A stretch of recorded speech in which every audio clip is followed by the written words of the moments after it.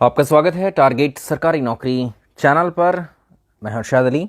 विश्व भूगोल world geography में टॉपिक वाइज क्वेश्चंस की प्रैक्टिस को शुरू कर रहे हैं और इसमें हम जो पहला टॉपिक लेंगे वो है अक्षांश और देशांतर, लॉन्गिट्यूड, लैटिट्यूड और लॉन्गिट्यूड। पहला प्रश्न देखें और सभी लोगों से रिक्वेस्ट है कि वीडियो को आप लाइक और शेयर कर दीजिएगा। चलिए आज का पहला सवाल देखते हैं। सवाल नंबर 1 सभी लोग उत्तर करेंगे। क्वेश्चन नंबर 1 क्या कहता है? कौन सा महाद्वीप ऐसा है जिससे कर्क रेखा, मकर रेखा और भूमध्य रेखा तीनों गुजरती हैं? तो कौन सा ऐसा कॉन्टिनेंट है जिससे होकर के तीनों हमारे लैटिट्यूड, जो मेजर लैटिट्यूड है, जैसे हम कर्क रेखा की बात कर रहे हैं तो कर्क रेखा 23.5 डिग्री का नॉर्थ लैटिट्यूड है और मकर रेखा आप जानते हैं 23.5 डिग्री का साउथ लैटिट्यूड है और इसके अलावा भूमध्य रेखा 0 डिग्री का ये क्या है? अक्षांश है। चलिए एक बार कमेंट सेक्शन में आ जाइए। कमेंट्स आपके शो नहीं हो रहे, एक बार ज़रा कमेंट सेक्शन में आए सभी लोग। चलिए हाँ, अभी आने शुरू हो गए। पहले क्वेश्चन का आप जो है उत्तर जो देंगे ABCD या क्वेश्चन का नंबर ज़रा मेंशन कर दीजिएगा आप लोग। तो देखिए इसमें पहले सवाल का अगर हम देखें, कौन सा ऐसा महाद्वीप है जिससे कर्क रेखा, मकर रेखा और भूमध्य रेखा होकर के गुजरेगी? तो ये अफ्रीका कॉन्टिनेंट है। अफ्रीका कॉन्टिनेंट एक ऐसा कॉन्टिनेंट है जिससे होकर के, अफ्रीका कॉन्टिनेंट से होकर के ये तीनों लैटिट्यूड गुजरती हैं। आइए सेकंड क्वेश्चन पर आते हैं हम लोग। देखिए इस सवाल को पढ़िए। अब स्टेटमेंट्स के फॉर्म में क्वेश्चंस को हम सॉल्व करेंगे। सवाल नंबर 2 है आज का।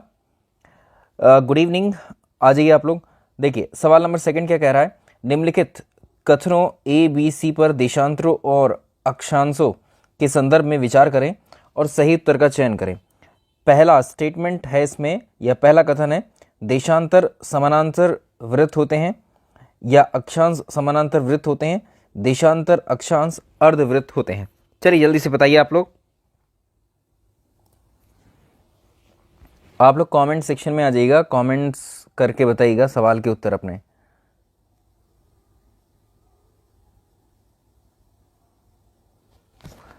चलिए भाई इस प्रश्न का उत्तर करें सारे लोग। देखिए देशांतर की यदि मैं बात करूं तो जो देशांतर होते हैं, ठीक है, ये हमारी पृथ्वी है और इस पृथ्वी पर नॉर्थ पोल से साउथ पोल की तरफ खींची जाने वाली जो रेखाएं होती हैं ये कहलाती हैं हमारी देशांतर। और पृथ्वी पर जो है पश्चिम से पूर्व या पूर्व से पश्चिम की ओर जो खींची जाती हैं रेखाएं ये कहलाती हैं अक्षांश रेखाएं। अगर आप देशांतर की बात करोगे तो देशांतर समानांतर वृत्त नहीं होते हैं, ठीक है। देशांतर रेखाएं जो होती हैं वो अर्धवृत्त होती हैं, क्योंकि आप नॉर्थ पोल से साउथ पोल मिलाने वाली रेखाएं जो ड्रॉ करते हैं ये क्या है? एक अर्धवृत्त होती है। तो पहला स्टेटमेंट हो गया गलत। अक्षांश समानांतर वृत्त होते हैं। अगर अक्षांश की बात करो तो 0 डिग्री का अक्षांश, ये 1.5 डिग्री, 2 डिग्री, 3 डिग्री, अगर आप इनको देखोगे तो ये पीछे से इस तरह से ऐसे होकर के आती हैं। तो ये क्या है? समानांतर वृत्त। अक्षांश जो होते हैं वो समानांतर वृत्त होते हैं। सेकंड वाला ठीक है। देशांतर अक्षांश अर्धवृत्त होते हैं। तो देखो देशांतर अभी हमने देखा है, देशांतर अर्धवृत्त होते हैं, लेकिन इसमें देशांतर और अक्षांश अर्धवृत्त जो बताया हुआ है ये दोनों के लिए गलत हो जाएगा स्टेटमेंट, ठीक है। तो इसमें केवल B सत्य होगा, इसमें केवल B सत्य होगा, ठीक है, इसमें केवल B ही सत्य होगा। चलिए सवाल नंबर नेक्स्ट देखेंगे। देखिए इस वाले सवाल का उत्तर देखेंगे, कौन ठीक करेंगे? सोनू जी गुड इवनिंग, क्वींसी जी गुड इवनिंग। चलिए हाँ, थर्ड नंबर पर आते हैं। क्वेश्चन नंबर 3 देखें भाई। सेशन को आप लाइक और शेयर कर दीजिएगा सारे लोग, जो भी लोग इस सेशन से जुड़ रहे हैं तो आप जो है सेशन को लाइक कर दीजिएगा। एक मानक ग्लोब पर अक्षांश रेखाओं की कुल संख्या कितनी है? एक मानक ग्लोब पर अक्षांश रेखाओं की संख्या आपको बतानी है, कितनी होती है? हाँ जी, एक मानक ग्लोब पर अक्षांश रेखाएं बतानी है। तो ये है हमारी पृथ्वी और इसमें अक्षांश रेखाएं यदि आप देखें कितनी हो सकती हैं आपको पूछा है, ठीक। 0 डिग्री के ऊपर और 0 डिग्री के नीचे इन सारी अक्षांश रेखाओं को 1-1 डिग्री के अंतराल पर खींची गई हैं। आपको बताना है कितनी। देखो 0 डिग्री से 90 डिग्री तक अगर आप आओगे तो 90 डिग्री नॉर्थ और 90 डिग्री साउथ, ये दोनों जो अक्षांश हैं ये एक्चुअल में पॉइंट है, ठीक, ये एक्चुअल में बिंदु हैं दोनों। अगर आप इनको एक्सक्लूड करते हैं, इनको बाहर छोड़ देते हैं तो 89 तो ये हो गए और 89 मतलब नॉर्दर्न हेमिस्फीयर में हो गए और 89 ही सदर्न हेमिस्फीयर में, और एक ये हो गया। ठीक, तो टोटल मिला करके ये 179, इनको आप ऐड करोगे तो 179 अक्षांश रेखाएं हमें प्राप्त होती हैं। चलिए आगे देखते हैं। इस वाले सवाल को देखें कौन कौन लोग ठीक करते हैं। सवाल नेक्स्ट देखें। चलिए तब तक आप लोग अगले प्रश्न का उत्तर कीजिए। सवाल नंबर अगला देखें। हाँ जी, भारत का अक्षांशीय और देशांतरीय विस्तार कितना होगा? भारत का अक्षांशीय और देशांतरीय विस्तार कितना होगा? कल जो हमारी क्लास रहेगी, कल 9 PM पर क्लास रहेगी, ठीक है, 9 PM पर हम लोग क्लास करेंगे कल, ये वाली रात में, ठीक। चलिए इस सवाल का उत्तर करें। भारत का अक्षांशीय और देशांतरीय विस्तार कितना होगा? Mukesh ji good evening. तो आज जो लोग, अंकित जी गुड इवनिंग, जो आज लोग लाइव हैं, सेशन से जुड़ रहे हैं, आप कल भी सेशन से जुड़िएगा। कल ये वाली क्लास हमारी 9 PM पर रहेगी, ठीक है, 9 PM पर। आज हमने सेशन लेट शुरू किया है, लेकिन कल 9 PM पर रहेगा लाइव। तो आप लोग तैयारी करके आइएगा। हम जैसे चैप्टर वाइज आपसे कहा है, एक एक विषय को लेकर के चलेंगे, ठीक है। चलिए भारत का अक्षांशीय विस्तार बताइए। 4 का बी बता रहे हैं आप लोग, बी। इसको देखते हैं। देखिए भारत का अक्षांशीय विस्तार का मतलब क्या होता है? ये क्या है? ये है ग्लोब। ग्लोब पर यदि हम भारत की स्थिति देखें तो उत्तरी गोलार्ध में आता है 0 डिग्री अक्षांश अर्थात विषुवत रेखा के सापेक्ष, और अगर 0 डिग्री देशांतर के सापेक्ष देखेंगे तो भारत कहाँ पर आता है? पूर्वी गोलार्ध में, ठीक। तो भारत की एक्चुअल लोकेशन क्या है? उत्तर पूर्वी गोलार्ध है, उत्तर पूर्वी गोलार्ध, ठीक, इस गोलार्ध में आता है भारत। अब भारत से होकर के गुजरते हैं, जो भारत के छोर से, यहाँ पर देखें ये देशांतर है, ये गुजरता है गुजरात से। एक ये देशांतर है, ये गुजरता है अरुणाचल प्रदेश से, ठीक। और अगर हम बात करें इस अक्षांश की, तो ये अक्षांश गुजरता है लद्दाख से, और नीचे ये जो अक्षांश है जो कन्याकुमारी से गुजरेगा, ये। तो यही भारत का अक्षांशीय और देशांतरीय विस्तार होता है, ठीक। तो अगर आप इसकी बात करें तो भारत का उत्तरी गोलार्ध में 37 डिग्री 6 मिनट जो उत्तरी अक्षांश ये रहेगा, ठीक।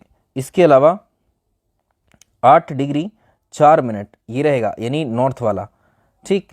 अब देखो 68 डिग्री 7 मिनट यहाँ पर हो जाएगा, और ये कितना होगा? 97 डिग्री 25 मिनट ये पूर्वी देशांतर। तो इसमें बी उत्तर ठीक रहेगा, इसमें बी उत्तर ठीक रहेगा, और आप लोग बी ही उत्तर कर रहे हैं, बहुत बढ़िया।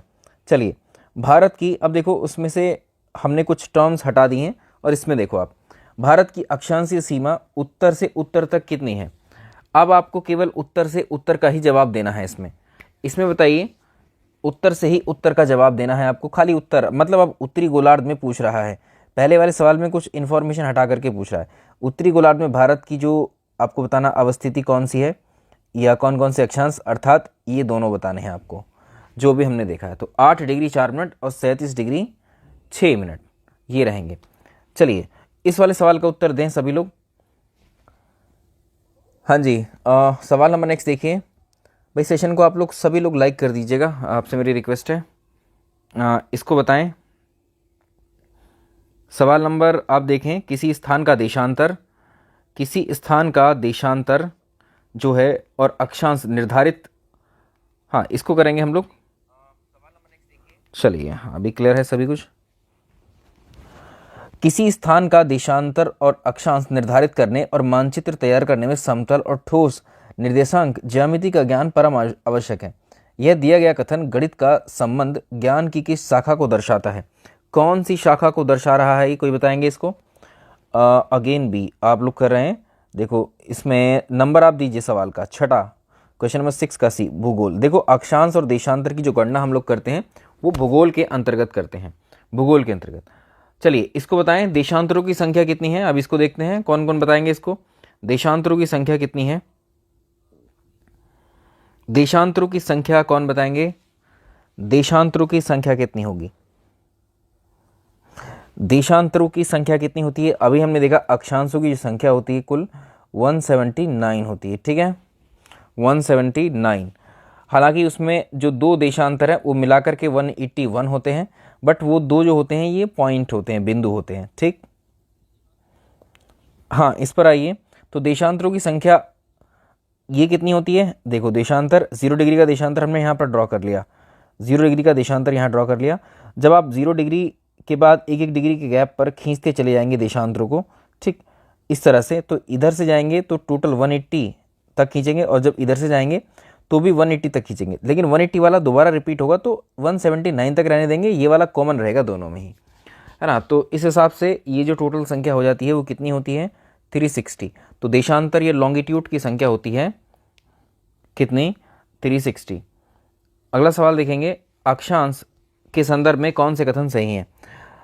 अक्षांश के संदर्भ में कौन से कथन सही हैं, इसको बताइए।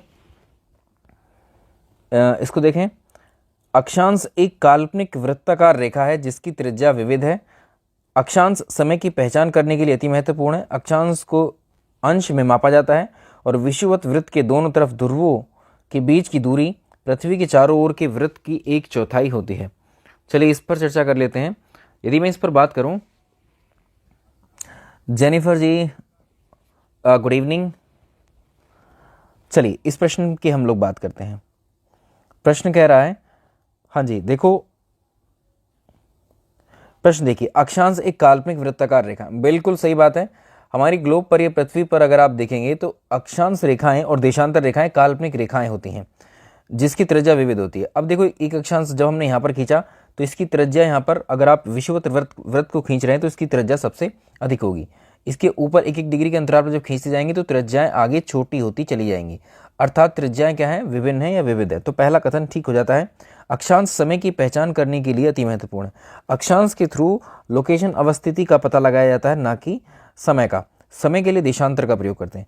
अक्षांशों को अंश में मापा जाता है, बात ठीक है।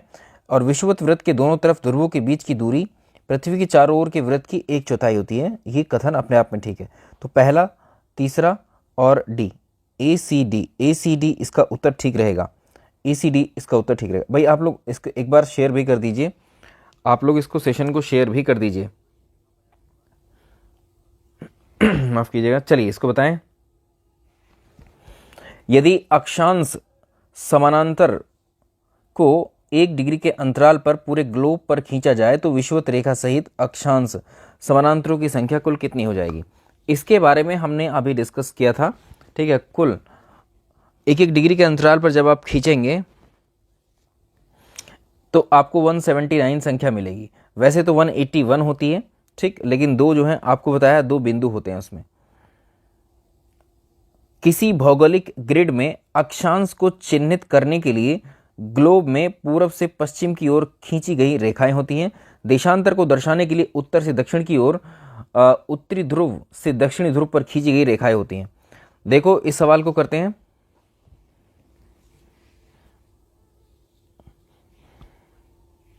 चलिए इस सवाल को बताइए, इस सवाल को करते हैं, जल्दी से बताएं।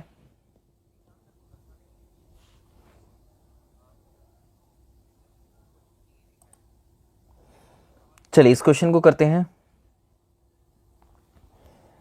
देखिए यहां पर हम बात कर रहे हैं अक्षांश और देशांतर की। ये क्या है, 0 डिग्री का अक्षांश है, ये 0 डिग्री का अक्षांश है। और अक्षांशों को दर्शाने के लिए अगर आप देखें हम कैसे लिख रहे हैं, ये कौन सी दिशा है, पूरब, ये पश्चिम। तो पूरब से पश्चिम की ओर या पश्चिम से पूरब की ओर हम लोग इनको ड्रॉ करते हैं। तो अक्षांश को चिन्हित करने के लिए ग्लोब में हम पूरब से पश्चिम की ओर रेखाएं खींचते हैं।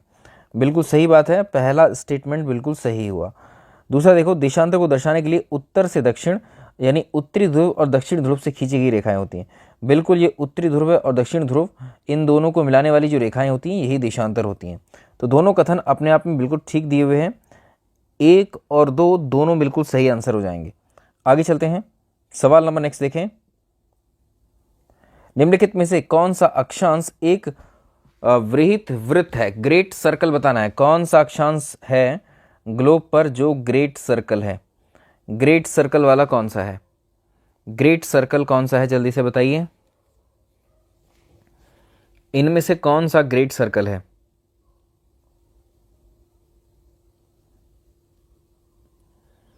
इनमें से कौन सा ग्रेट सर्कल है, सभी लोग जवाब दें। देखो भूमध्य रेखा या इक्वेटर लाइन जो होती है यही ग्रेट सर्कल है, क्योंकि यही सबसे बड़ा सर्कल फॉर्म करता है बाकी सर्कल इससे छोटे होंगे, जितने भी अक्षांश के होंगे बाकी सर्कल इससे छोटे होते चले जाएंगे। 0 डिग्री देशांतर और 0 डिग्री अक्षांश ये कहाँ पर स्थित हैं? 0 डिग्री का जो देशांतर है, 0 डिग्री का जो अक्षांश है और 0 डिग्री का जो देशांतर है, ये एक दूसरे को कहाँ पर क्रॉस करते हैं? ये एक दूसरे को कहाँ पर क्रॉस करते हैं? भाई गुड इवनिंग जो भी सेशन से जुड़ रहे हैं आज के सेशन से, तो ये आज हमारा पहला सेशन है काफ़ी दिन के बाद। और आपसे बता दें कि ये कल सेशन हमारा 9 PM पर होगा, रात 9 बजे। ठीक है, कल ये सेशन हमारा रात 9 बजे होगा, तो रात 9 बजे इस सेशन का नोटिफिकेशन पहले ही मिल जाएगा आपको हमारे टेलीग्राम पर, या आप नोटिफिकेशन ऑन करके रखिए तो उस पर लगा दिया जाएगा। तो कल के सेशन में जुड़िएगा, एक एक चीज़ को बहुत डिटेल में डिस्कस करते चल रहे हैं हम लोग। हाँ जी, इसको बताएं। तो देखो ये अटलांटिक महासागर में है, अटलांटिक महासागर में है, और यहाँ पर अटलांटिक महासागर के साथ में जो अफ्रीका का पश्चिमी हिस्सा है उसके पास में जो है ये एक दूसरे को 0 डिग्री का देशांतर और 0 डिग्री का जो अक्षांश है ये क्रॉस करते हैं। या ऐसे भी पूछ सकता है कि जो GMT है और जो इक्वेटर है ये एक दूसरे को कहाँ क्रॉस करते हैं, उस भाषा में भी इसको पूछ सकता है। आगे देखेंगे, निम्नलिखित में से कौन सा कथन गलत होगा? निम्नलिखित में से कौन सा कथन गलत होगा? पूछ रहा है कि सभी अक्षांश विशाल वृत्त होते हैं, देशांतर विशाल वृत्त होते हैं, और रेखा भूमध्य रेखा एक विशाल वृत्त है, प्रमुख यामोत्तर एक विशाल वृत्त है। इनमें से वृत्त पूछ रहा है कौन सा है? तो जितने भी अक्षांश हैं इसमें से अगर आप देखेंगे विशाल वृत्त तो एक ही है इसमें, और वो इक्वेटर वाला, बाकी इससे छोटे होते चले जाते हैं। ठीक है, तो पहला तो हुआ गलत, सभी देशांतर विशाल वृत्त हैं, सभी देशांतर। अब देशांतर के बारे में हमने पढ़ा है, ये केवल हाफ सर्कल होते हैं, सेमी सर्कल होते हैं। ठीक, तो ये भी गलत हुआ। भूमध्य रेखा एक विशाल वृत्त है, इक्वेटर यानी भूमध्य रेखा एक विशाल वृत्त है, ठीक बात है। प्रधान यामोत्तर एक विशाल वृत्त है, ये भी गलत है। इसमें देखें जरा, तो सभी अक्षांशों के बारे में पूछ रहा है। देखिए सभी अक्षांश विशाल वृत्त हैं, तो इसमें केवल कौन सा हो जाएगा? इसमें आपको गलत वाला बताना है। ठीक है, इसमें से आपको गलत कथन को पहचानना। देखिए कौन कौन से हो जाएंगे इसमें, देखिए इसको एक बार फिर से चेक करते हैं। इसमें से गलत कथन को आपको आइडेंटिफाई करना है, कौन से गलत कथन है। सभी अक्षांश विशाल वृत्त हैं, देखो सभी अक्षांश तो नहीं है, क्योंकि 90 डिग्री आप देखोगे, 90 डिग्री नॉर्थ और 90 डिग्री जो हमारा साउथ लैटिट्यूड है वो वृत्त नहीं है, वो एक बिंदु है। तो पहला वाला तो ये गलत हो जाता है। ठीक, इसके अलावा सभी देशांतर विशाल वृत्त हैं, देशांतर वृत्त नहीं है। भूमध्य रेखा एक विशाल वृत्त है, ठीक है। प्रमुख यामोत्तर एक विशाल वृत्त है, ये भी गलत है। तो आपको 3 गलत हैं इसमें। देखो इसमें ऑप्शन नहीं दिया हुआ, लेकिन तीनों गलत हैं जो हमने किए हैं मार्क, इनको याद रखना आप लोग। आगे देखेंगे, महत्वपूर्ण स्थानों के अक्षांशों के मान निम्नलिखित में से आपको सुमेलित करने हैं। इसको देखें, देखिए इसको सुमेलित कीजिए। इसको मैच करते हैं जल्दी से। देखिए इसमें देखें कौन से सुमेलित हैं, तो भूमध्य रेखा, इनको बनाते हैं। चलिए देखिए आपको याद भी हो जाएंगे। 0 डिग्री, ठीक, 0 डिग्री ये क्या है? भूमध्य रेखा, बिल्कुल ठीक बात है। कर्क रेखा 23.5 डिग्री का नॉर्थ लैटिट्यूड, 23.5 डिग्री का नॉर्थ लैटिट्यूड ही कर्क रेखा होती है। तो 23.5 डिग्री को 23 डिग्री 30 मिनट भी हम लोग लिखते हैं। मकर रेखा 23.5 डिग्री का साउथ लैटिट्यूड है, इसके साथ हम एस लिखते हैं। ठीक है, एस मतलब सदर्न हेमिस्फीयर में, एन मतलब नॉर्दर्न हेमिस्फीयर में है। आर्कटिक वृत्त 66.5 डिग्री का नॉर्थ लैटिट्यूड होता है, जबकि यहाँ पर एस लिखा हुआ है, तो ये गलत हो गया। अंटार्कटिका वृत्त 66.5 डिग्री 30 मिनट का क्या होता है? 66.5 डिग्री 30 मिनट का साउथ लैटिट्यूड, जबकि यहाँ नॉर्थ दे रखा है, तो ये भी गलत हो गया। 1 2 3 ही ठीक है। 1 2 3 कौन से ऑप्शन में है? तो उत्तर इसका 1 ठीक हो जाएगा, इसका उत्तर ठीक हो जाएगा। ठीक है, आगे चलें।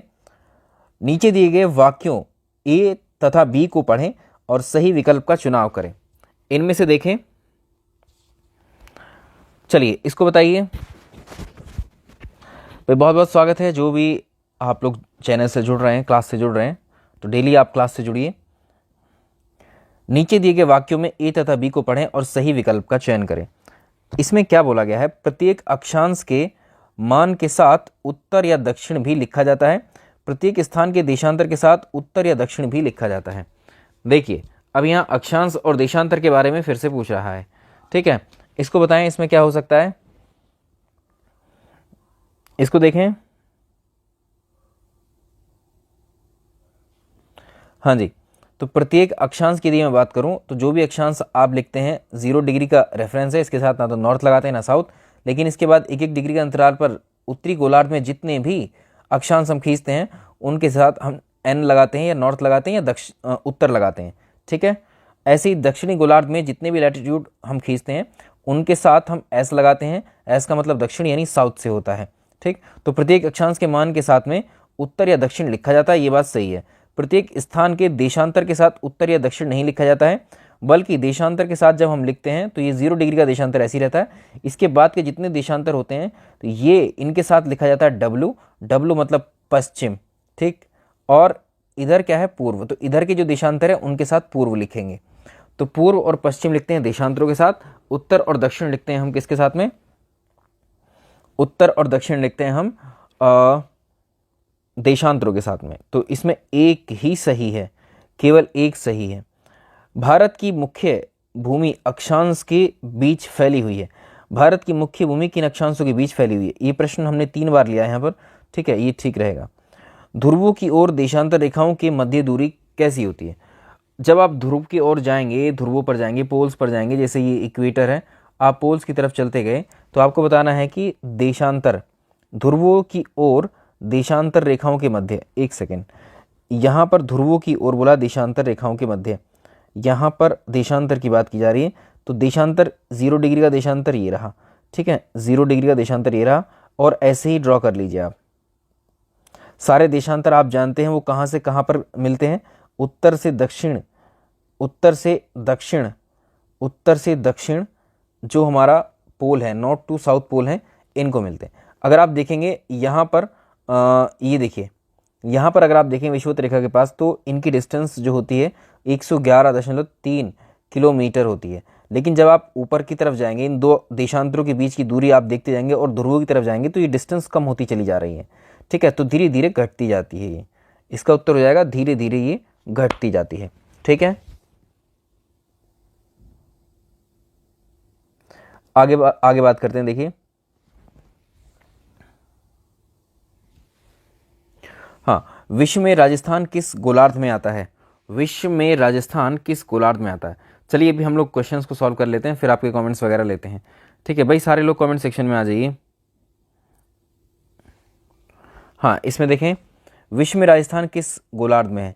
अगर हम भारत को देखें तो हमारा जो भारत है उत्तरी गोलार्ध में आता है 0 डिग्री या विषुवत रेखा के सापेक्ष, और अगर आप देखेंगे देशांतर के सापेक्ष तो भारत पूर्वी गोलार्ध में आता है। और इन दोनों को रेफरेंस मानकर यदि आप देखेंगे तो दोनों को ये रेफरेंस मानकर हम देखेंगे तो भारत कहाँ पर आता है, उत्तरी पूर्वी गोलार्ध में या उत्तर पूर्वी गोलार्ध में। ये वाला जो कंबाइंड जो सेक्शन है ये उत्तर पूर्वी गोलार्ध है।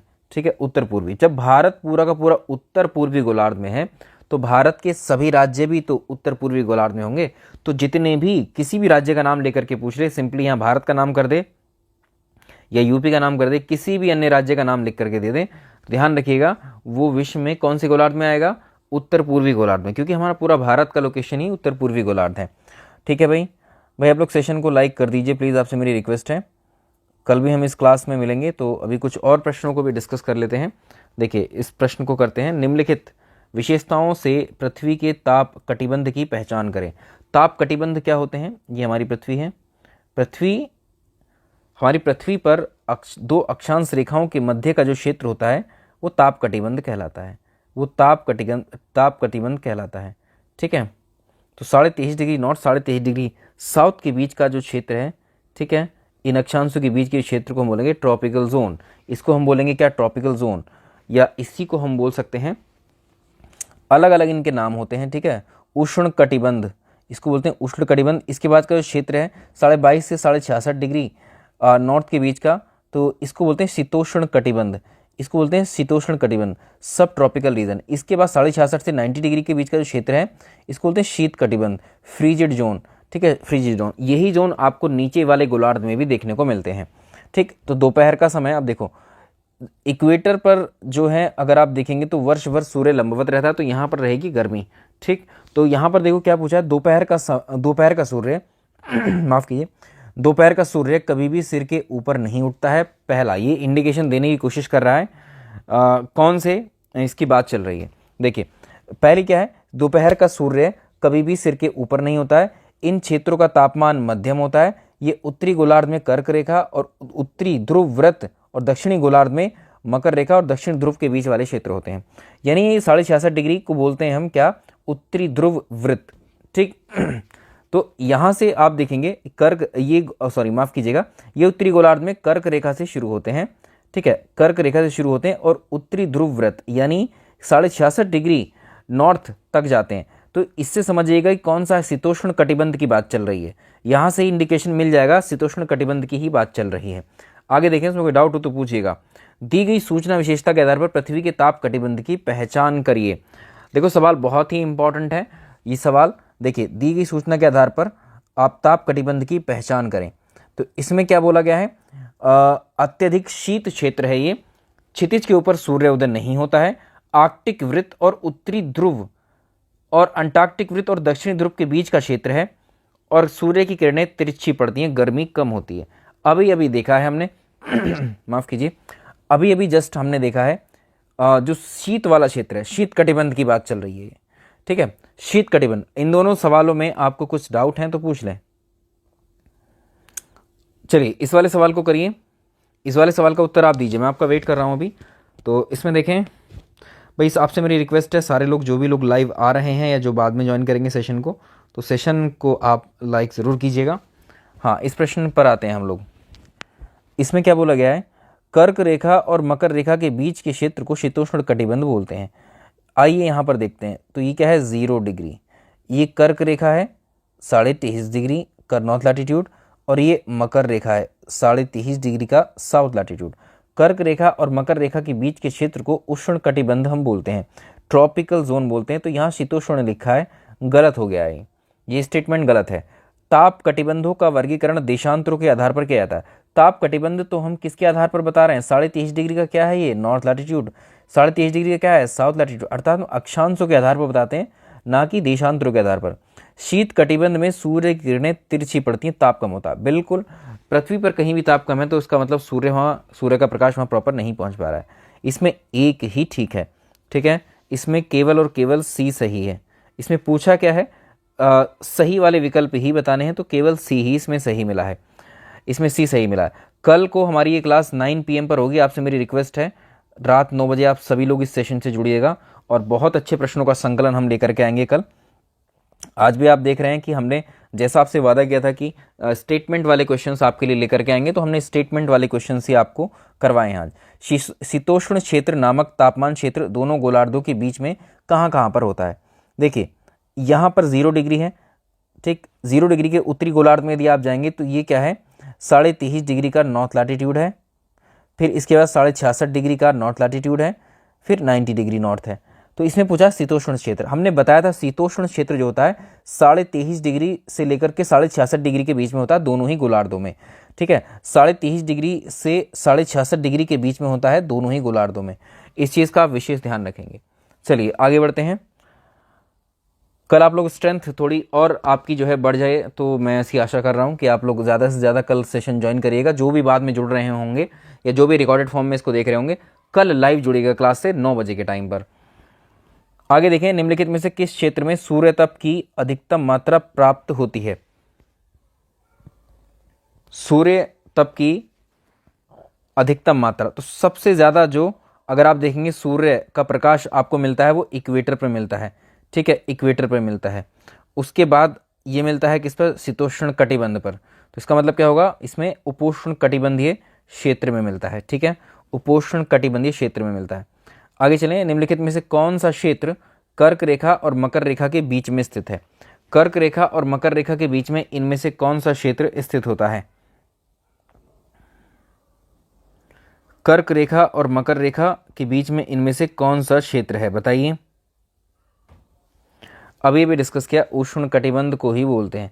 23.5 डिग्री नॉर्थ, 23.5 डिग्री नॉर्थ और 23.5 डिग्री जो साउथ है, इनके बीच का क्षेत्र होता है। ठीक है, आगे देखेंगे, किस जलवायु क्षेत्र का औसत तापमान पूरे वर्ष में 64 डिग्री फ़ारेनहाइट यानी 18 डिग्री सेल्सियस से अधिक और प्रत्येक वर्ष 59 इंच से ज़्यादा वर्षा होती है।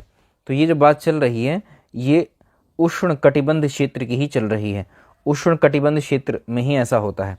चलिए आज का एक अंतिम सवाल डिस्कस कर लेते हैं, आज का क्वेश्चन नंबर लास्ट डिस्कस कर लेते हैं।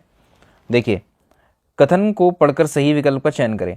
उष्ण कटिबंध सर्वाधिक ऊष्मा प्राप्त करता है और वर्ष भर यहाँ पर गर्म रहता है। देखो इस पे ध्यान रखना, जो इक्वेटर है हमारा, ठीक, इक्वेटर ऐसा क्षेत्र है पृथ्वी का या ग्लोब का, इस पर सूर्य का प्रकाश वर्ष भर पड़ता है। सूर्य का प्रकाश यहाँ वर्ष भर रहेगा तो यहाँ पर तापमान अधिक होगा, गर्मी होगी, अर्थात यहाँ पर जो जल है, जल का वाष्पीकरण होगा, जल का वाष्पीकरण होगा तो बादलों का निर्माण होगा, बादलों का निर्माण होगा तो वर्षा होगी। ठीक है, तो ये पूरे वर्ष भर इक्वेटर हमारा गर्म रहता है। तो उष्ण कटिबंधीय क्षेत्र सर्वाधिक ऊष्मा प्राप्त करता है। इसके बाद उष्ण कटिबंधीय क्षेत्र कौन सा होता है? 0 डिग्री से लेकर 23.5 डिग्री का, यानी कर्क रेखा के बीच का क्षेत्र और मकर रेखा के बीच का क्षेत्र, इसको उष्ण कटिबंध बोलते हैं। और ये क्षेत्र ऐसा है जिसमें साल भर में सूर्य कभी ना कभी इन तीनों अक्षांशों पर क्या होता है, लंबवत होता है, सूर्य का प्रकाश डायरेक्टली यहाँ पर पड़ता है। ठीक है, तो ये वो समय होता है। तो यहाँ पर इन गोलार्धों में, पूरी पृथ्वी पर आप देखेंगे इन अक्षांशों के बीच में ही तापमान अधिक होता है वर्ष भर। पहला कथन ठीक है। कर्क रेखा और मकर रेखा के बीच सभी अक्षांशों पर वर्ष भर में कम से कम एक बार दिन के मध्य में सूर्य बिल्कुल ऊपर आता है, यानी दिन के 12 बजे सूर्य जो है सर पर होगा। ये बात बिल्कुल ठीक है। तो ये दोनों कथन यहाँ पर सही हो जाते हैं, ये दोनों कथन यहाँ पर सही हो जाते हैं। तो ये हो गया आज का हमारा जो अक्षांश देशांतर को लेकर टेस्ट। जितने भी प्रश्न लॉन्गिट्यूड या लैटिट्यूड को लेकर के बन सकते हैं वो हमने यहाँ डिस्कस कर लिए हैं। आपसे मेरी रिक्वेस्ट ये है, जो नेक्स्ट सेशन होगा उसमें हम जो है करंट अफेयर्स, एक सेशन हो सकता है आपका दिन में आए और एक रात में आएगा। ठीक है, तो हम नेक्स्ट क्लास में जो है एक सेशन करंट अफेयर्स का भी लगाना शुरू करेंगे। और ये वाले पीडीएफ्स आपको जो मिलेंगे, ठीक है, ये वाले जो पीडीएफ्स आपको मिलेंगे हमारे टेलीग्राम पर मिलेंगे। टेलीग्राम का नाम टारगेट सरकारी नौकरी, टारगेट सरकारी नौकरी चैनल के नाम से ही है। जो चैनल पर आपको लोगो नज़र आ रहा है या वीडियो पर साइड में जो लोगो नज़र आता है, ठीक है, वो वैसा ही वही वाला टेलीग्राम ज्वाइन करिएगा। ठीक है, साइड में अपना लोगो दिख रहा होगा, उसको टेलीग्राम को ज्वाइन कर लीजिएगा। ये पीडीएफ आपको वहाँ मिलते रहेंगे सारे के सारे। बाकी कल की क्लास में हम लोग डिस्कस करेंगे 9 PM पर अपने इस टेस्ट को। ठीक है, 9 PM पर। तो आपसे मेरी रिक्वेस्ट है, जितने लोग आज सेशन से जुड़ रहे हैं अभी या जो जुड़ेंगे इसको बाद में इस क्लास से, तो एटलीस्ट आप लोग आइए अभी, और धीरे धीरे करके हम जो क्लासेस की संख्या बढ़ाते चले जाएंगे। आप रिस्पांस अच्छा दीजिए और लाइक और शेयर कीजिए। बाकी अब जो कुछ पूछना है आप लोग कमेंट सेक्शन में आकर के पूछ सकते हैं। टाइम यही रहेगा जेनिफर जी, पल्लवी जी। ठीक है, टाइम हमारा 9 बजे से रहेगा, 9 PM। मैंने आपको टाइम कई बार डिस्कस किया है बीच में क्लास के। 9 PM क्लास का टाइम रहेगा रात में, 9 PM पर रहेगा। ठीक है, और आप नोटिफिकेशन देख लीजिएगा, 9 PM क्लास नहीं हो रही तो 10 बजे से क्लास हो जाएगी हमारी, ये ध्यान रखिएगा। ठीक, कोशिश करिएगा कि 9 बजे तक आ जाए। अगर 9 बजे सेशन नहीं हो पाता है रात में तो 10 बजे से क्लास हो जाएगी। ठीक है, एक सेशन हम लोग दिन में भी करेंगे, तो दिन का सेशन हम उसमें करंट अफेयर्स डिस्कस करेंगे, और शाम को स्टैटिक जीके वाला section. Thank you so much. बाकी लोग, आप लोग कमेंट सेक्शन में आ सकते हैं सारे लोग। हाँ, यूथ कंपटीशन की जो बुक आती हैं आपकी, जो आपने अभी थंबनेल पर दिख रहा है, इस यूथ कंपटीशन की बुक के सारे क्वेश्चंस करा देंगे, क्योंकि इसमें यूपीपीएससी वाला पूरा एक कलेक्शन है, तो इनको पूरा प्रैक्टिस करवाएंगे। ठीक है, इनको पूरा करवा देंगे।